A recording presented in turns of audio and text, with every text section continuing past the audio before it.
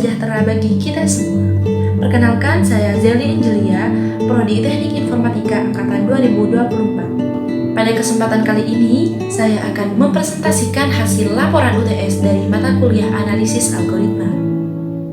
Topik yang akan saya angkat adalah algoritma Brute Force Search atau yang kita sebut dengan BFS. Di video ini, saya tidak hanya akan menjelaskan teorinya, tetapi juga akan membedah bagaimana algoritma ini bekerja secara manual pada sebuah kasus, melihat implementasi kodenya, hingga menganalisis seberapa efisien algoritma tersebut. Mari kita mulai dari konsep dasarnya. Sebelum masuk ke studi kasus, kita pahami dulu sebuah konsep dasarnya.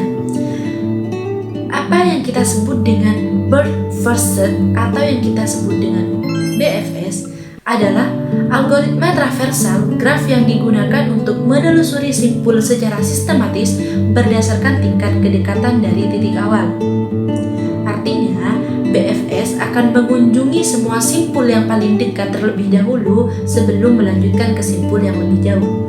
Sederhananya, BFS itu mencari dari yang paling dekat dulu, baru kemudian ke yang lebih jauh. Kalau dibayangkan, cara kerjanya seperti menyebar ke samping atau melebar. Jadi, semua simpul di level pertama akan dikunjungi dulu, baru lanjut ke level berikutnya. Dalam prosesnya, BFS menggunakan struktur data yang namanya QU atau yang disebut dengan antrian. Prinsipnya sama seperti antrian di kehidupan sehari-hari, yaitu siapa yang datang duluan dia akan yang dilayani.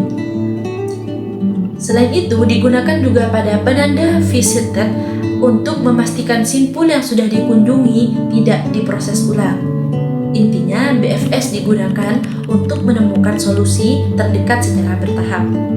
Nah, sekarang kita masuk ke studi kasus. Di sini, area parkir dimodelkan dalam bentuk graf.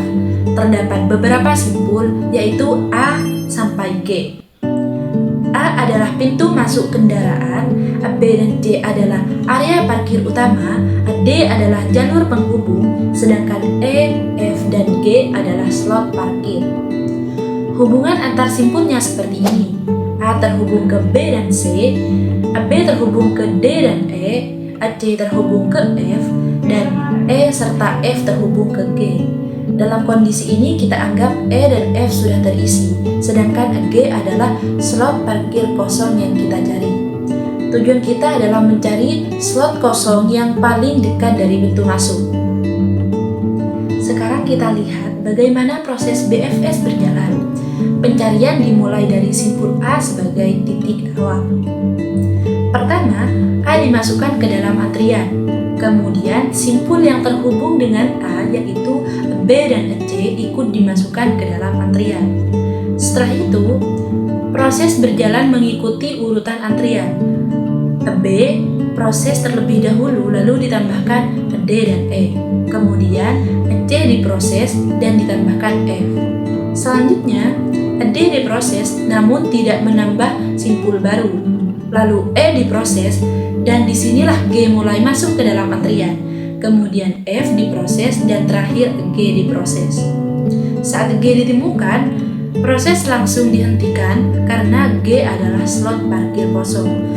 Dari sini terlihat bahwa BFS bekerja secara bertahap dan terstruktur berdasarkan level. Urutan traversalnya yang dihasilkan adalah A, B, C, D, E, F, G. Nah, sekarang kita masuk ke bagian kode dari Python. Secara umum, kode ini dibagi menjadi 4 bagian utama, yaitu a graph, QU, visited, dan juga fungsi dari BFS tersebut. Pertama, a graph ini digunakan untuk merepresentasikan struktur graf dalam bentuk adjacency list. Artinya, setiap simpul memiliki daftar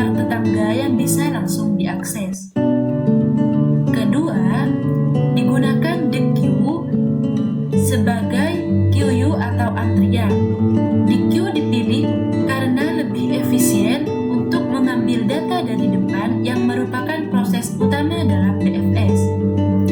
Ketiga, terdapat VCTEP, yaitu himpunan yang digunakan untuk menyimpan simpul yang sudah dikunjungi.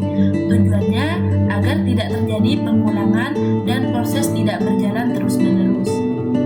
Selanjutnya, masuk ke bagian inti, yaitu fungsi dari BFS. Di dalam fungsi ini, langkah pertama adalah memasukkan simpul awal ke dalam QU, lalu menandainya sebagai sudah dikunjungi. Setelah itu, program akan melakukan perulangan selama QU masih berisi. Di setiap langkah, simpul diambil dari depan QU, kemudian dicek apakah simpul tersebut adalah target. Jika belum, maka semua tetangga yang belum dikunjungi akan dimasukkan ke dalam QU. Proses ini berlangsung secara bertahap sesuai dengan prinsip BFS, yaitu menelusuri berdasarkan level. Ketika simpul G ditemukan, proses langsung dihentikan, karena itu adalah slot parkir kosong yang telah dicari. Setelah program dijalankan atau di-run, diperoleh output sebagai berikut. Slot parkir yang kosong telah ditemukan, yaitu G. Urutan traversalnya adalah A, B, C, D, E, F, dan juga G. Hasil ini menunjukkan bahwa algoritma BFS berhasil menemukan slot parkir kosong secara sistematis dan urutan traversal yang dihasilkan sesuai dengan teori BFS, yaitu berdasarkan level dari titik awal. Nah, sekarang kita akan menjelaskan analisis kompleksitas. Kalau dilihat dari sisi analisis, BFS ini cukup efisien. Kompleksitas waktunya adalah O dalam kurung AV plus E, di mana AV adalah jumlah simpul dan E adalah jumlah sisi. Artinya, setiap simpul dan jalur hanya diproses satu kali. Sedangkan kompleksitas ruangnya adalah O dalam kurung V, karena digunakan untuk menyimpan antrian dan data simpul yang sudah dikunjungi. Dari pembahasan ini dapat disimpulkan bahwa algoritma BFS mampu menyelesaikan masalah pencarian slot parkir dengan baik. BFS bekerja secara sistematis dan mampu menemukan lokasi terdekat dari titik awal. Kelebihannya adalah sederhana dan efektif, terutama untuk graf yang tidak berbobot. Namun, kekurangannya adalah membutuhkan memori yang cukup besar dan tidak mempertimbangkan jarak fisik. Demikian penjelasan yang dapat saya sampaikan.